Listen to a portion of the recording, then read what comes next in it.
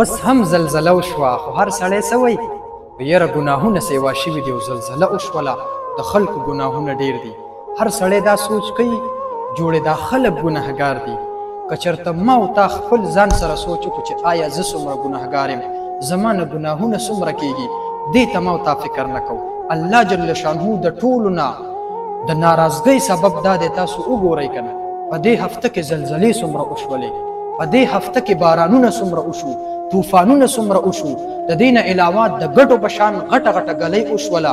نو یقینا درته یم دا د الله د ناراضګۍ دلیل دی. راځئ چې مړه الله راضي کړو. قسم دی هر سړی اول زه بیا دا نور، دا به نه ویم چې مطلب بس مونږ خو د خانه کعبې نه رالو، مونږ ډېر پاک خلک یو.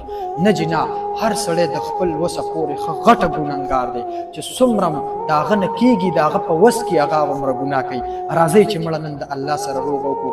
قسم دی داسې یو ورځ را روانه ده چاته ګورئ پته لګي نه ښه، او نه دا مرګ چاته کال کوي، نه چاته میسج کوي چې ورېږه زه راځمه او زه خو مرګ یم.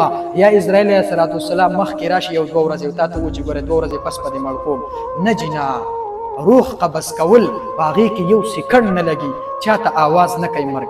راځئ چې مړه د الله سره روغ وکړو، د الله سره مینه شروع کړو. قسم دی دا په مونږ چې د هر طرفه دا ظلم دی، دا هر طرفه په مونږ باندې ډېر شرونه دي، یقیني چې ما او تا نه الله خفه دی. راځئ چې خپل الله راضي کړو. قسم دی دا هر څه به الله ما او تا ته سم کړي. ګوره چې څنګه الله جل شانهو د برې نه مونږ ته ګوري چې زمونږ څنګه ګناهونه یي، هغه شان حکمرانان په مونږ الله را مسلط کوي، هغه شان عذابونه الله په مونږ را مسلط کوي. خدا را د الله نه ټول ویریږو. راځئ او په کلکه د الله سره لوز وکړو چې رب کریمه د نن نه بعد به زه ګناه نه کوم. راځئ مړه چې د الله سره روغ وکړو.